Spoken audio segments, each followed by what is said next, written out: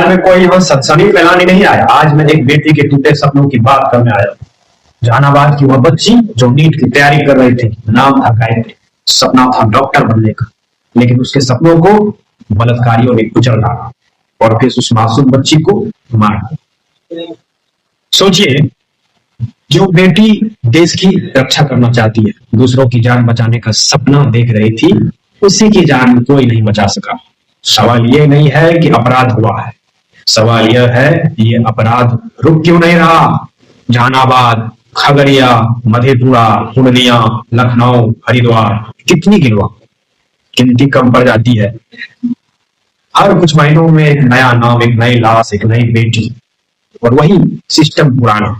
FIR late से दर्ज, जांच सिर्फ कागजों में, बयान सिर्फ टीवी में, और इंसाफ हमेशा तारीख पर अटक जाती है। मैं पूछना चाहता हूँ, क्या बिहार में बेटियों की जिंदगी इतनी सस्ती हो गई है? क्या सिर्फ चुनाव के वक्त बेटी की बचाओ बेटी पढ़ाओ याद आता है? जब गायत्री पटना में पढ़ने जाती है तो क्या सरकार उसकी सुरक्षा की गारंटी देती है, या फिर बस ये मान लिया गया कि अगर कुछ हो गया तो 2 लाइनों में शोक संदेश भेज देंगे? हर बार अधिकारियों का वही बयान, जांच चल रही है। हर बार नेताओं का वही ड्रामा, दोषी को बख्शे नहीं जाएंगे। लेकिन सवाल यह है, दोषी कब पकड़े गए? कब पकड़ा आपने दोषी को? सजा कब हुई? सिस्टम कब बदला? यह बताइए मुझे। आज बिहार की माँ अपनी बेटी को कोचिंग भेजते हुए डरती है। आज बिहार का पिता अपनी बेटी को हॉस्टल छोड़ते वक्त खुद को दोषी मानता है, क्योंकि उसे पता है अगर कुछ हो गया तो थाने के चक्कर काटने होंगे, नेता फोन नहीं उठाएगा और सिस्टम खामोश रहेगा। मैं पूछता, सरकार से पूछता हूँ, सत्ताधारियों से पूछता हूँ, क्या कानून सिर्फ कागजों पर है? क्या पुलिस सिर्फ वीआईपी लोगों के लिए है? अगर किसी बड़े घर की बेटी होती तो क्या कार्रवाई इतनी ही स्लो चलती? अगर आरोपी सरफुरदार न होता तो क्या अब तक सजा नहीं होती? आज अपराधियों को किसी बात का डर नहीं है, पुलिस का नहीं है, कानून का नहीं है, सरकार का तो बिल्कुल ही नहीं है, क्योंकि उन्हें भी पता है सिस्टम थक चुका है या फिर सिस्टम मिला हुआ है। सिस्टम की मिलीभगत है।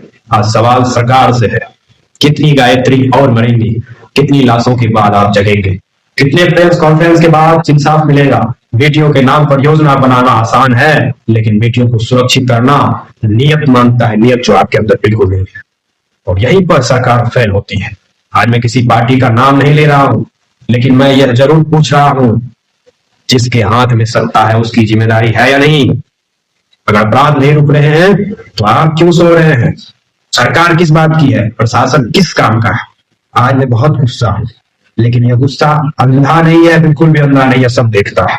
यह गुस्सा सवाल पूछता है, यह गुस्सा जवाब मांगता है, क्योंकि अगर आज सवाल नहीं पूछे जाएंगे तो कल फिर वही गायत्री होगी, फिर किसी का सपना टूटेगा और फिर हम 2 दिन शोर मचाकर चुप जाएंगे।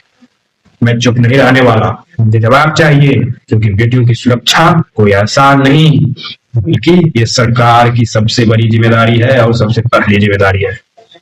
और अगर ये जिम्मेदारी नहीं निभाई जा सकती तो सवाल जरूर पूछे जाएंगे और जवाब देना ही पड़ेगा, आज भी और कल भी।